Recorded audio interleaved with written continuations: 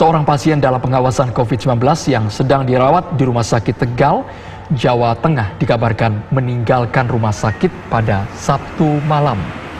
Menurut tetangga, pria asal desa Brekat, Kecamatan Tarup, Kabupaten Tegal itu biasanya bekerja di Jakarta sebagai pengemudi. Tim gugus tugas percepatan penanganan COVID-19 Kota Tegal pun sempat mencari di rumah pasien tersebut. Namun tidak ada.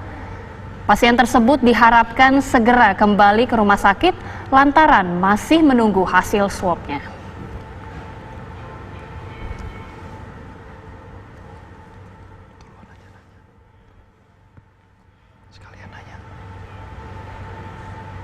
Lalu bagaimana perkembangan pencarian pasien dalam pengawasan yang kabur di Tegal? Kami akan berbincang langsung dengan Wakil Ketua Gugus Tugas Penanganan COVID-19 Kota Tegal, ada Bapak Muhammad Jumadi.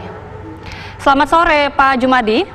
Selamat sore Mbak, salam sehat. Iya, salam sehat Pak. Pak, hingga kini apakah pasien tersebut yang sempat kabur sudah ditemukan Pak? Ya, tadi pagi jam 8 memang pasien tersebut sudah ditemukan.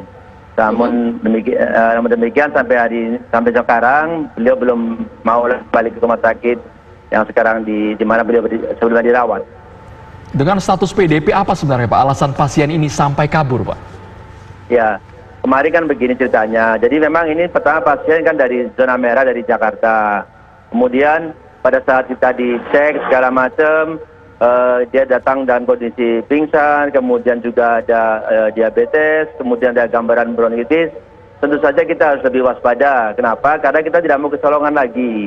Untuk itu kita lakukan tes swab. Namun demikian tadi malam pada saat kita yakinkan pasien bahwa nunggu hasil swab keluar, dibantu sama istrinya, pasien ini dalam melarikan diri. Untuk itu kita kemarin sempat mencari kemana ini kabur sampai ke rumah segala macam, namun tidak ditemukan. Nah, terus tadi kita dapat laporan sudah ditemukan, tapi beliau belum mau untuk kembali ke rumah sakit yang di Kota Tegal. Katanya masih mau di rumah sakit yang lain di Kabupaten Tegal. Saya kira tidak masalah kalau memang yang pasti tetap harus dirawat di rumah sakit, atau kalau tidak harus isolasi mandiri di rumahnya dia sendiri. Iya, tadi disebutkan bahwa dia kabur karena tidak betah atau karena jenuh Pak, karena kan disebutkan tadi juga oleh Pak Jumadi bahwa menginginkan untuk dirawat di rumah sakit lain. Seperti apa alasannya? Mengapa kabur Pak? Oh begini, dia mungkin stres atau apa, karena kan pasti begini. Pasien PDP COVID-19 ini tidak bisa memilih ruangan sesuka hatinya dia. Kenapa? Kita punya standar protokol kesehatan. Rumah sakit yang ada ruang isolasinya itu harus negatif dan sebagainya. Jadi dia tidak bisa meminta, katakanlah saya mau di ruang VIP, saya mau ruangan sendiri, kan nggak bisa seperti itu. Nah, si pasien ini mungkin tidak betah karena mungkin kondisi di dalam ruangan itu karena harus isolasi yang sangat ketat. Nah, kemudian dia juga mengancam mau mogok makan, mau bunuh diri. Kita kasih edukasi kepada pasien untuk tetap bersabar sampai menunggu hasil swab keluar. Namun jam 19.30 tadi malam, pasien dibantu sama istrinya melarikan diri. Kenapa? Dia mencabut infusnya. Ini penting juga, saya harus memberitahu kepada masyarakat untuk bersabarlah kalau memang sakit, dan jujurlah dalam bersikap. Kenapa? Ini bisa berbahaya untuk semuanya, gitu kan. Jadi si istrinya ini membantu suami untuk kabur. Kita lihat di CCTV itu, istri dulu keluar pelan-pelan, kemudian suaminya mencabut infusnya, langsung kabur dari rumah sakit. Tentu saja kita, rumah sakit yang sudah menerapkan protokol kesehatan, kemudian keamanan segala macam, kalau tanpa infus, dia seperti orang biasa, ya bebas keluar masuk, kan seperti itu. Pak Jumadi, apakah dari COVID-19, gugus tugas COVID-19 sudah melakukan tracing Pak? Karena kalau dia sudah keluar dari rumah sakit, ada kontak dengan keluarga, dengan pasien lain yang kita tidak tahu. Ya, betul juga. Kita tadi pihak rumah sakit sudah saya panggil tadi pagi setelah kita tahu seperti ini, saya rakor terbatas dengan Direktur Rumah Sakit Islam, kemudian Kepala Dinas Kesehatan. Kita bicara bagaimana untuk mengantisipasi, mentres ini orang tadi kemana saja. Memang tadi saya sudah sampaikan mulai hari ini juga kita akan tes seperti apa. Kenapa? Kita nggak tahu apakah dia nantinya bisa ketemu siapa segala macam, kita nggak tahu. Yang kedua, ini memang pasiennya ini menurut kami agak temperamental, tidak mematuhi protokol-protokol kesehatan. Itu yang menjadi kesulitan buat kita. Kenapa?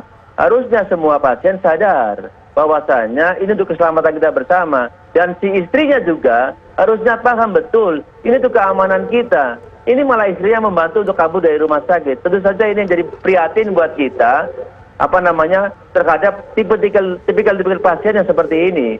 Tapi tadi saya sudah ketekankan kepada Kepala Dinas Kesehatan untuk koordinasi dengan Kepala Dinas Kabupaten, karena pasien dari Kabupaten Tegal. Jadi tadi juga saya sudah telepon Pak Bu Bupati tentang kondisi ini, dan insya Allah kita akan trace kemana saja pasien ini kemarin selama kabur ini, kayak gitu. Ya, artinya pasien ini kan berasal dari Tegal, Pak. Apakah tidak ada sanksi yang bisa diterapkan? Artinya kan pasien ini melanggar, padahal harusnya menunggu di rumah sakit, menunggu hasil tes swab, tapi malah kabur. Seperti apa sebenarnya dari pihak rumah sakit, kemudian dari pihak gugus tugas sendiri, Pak? Ya, ini memang yang menjadikan kita kesulitan ya. Artinya apa? Kalau kita posisinya kan pasien dalam pengawasan, tentu saja kita mentreatmentnya berbeda.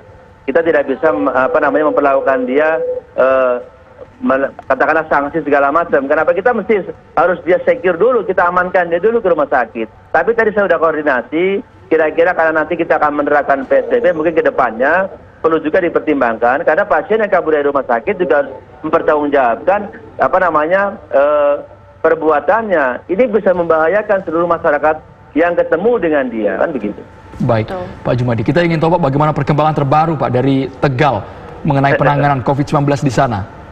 Ya, begini, alhamdulillah kemarin pemerintah pusat telah memberikan izin Kemenkes ke Kota Tegal ditetapkan sebagai PSBB. Nah, Pak Wali dan kami semua telah sepakat untuk PSBB itu akan ditetapkan mulai tanggal 23 April, artinya next week, hari Kamis.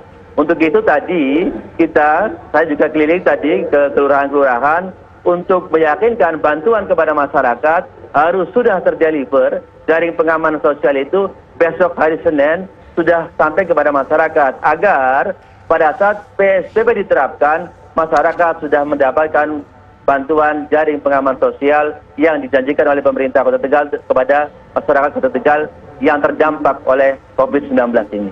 Baik, terima kasih Bapak Muhammad Jumadi, Ketua Gugus Penanganan COVID-19 di Kota Tegal, sudah bergabung bersama kami di Kabar Petang. Terima kasih Pak.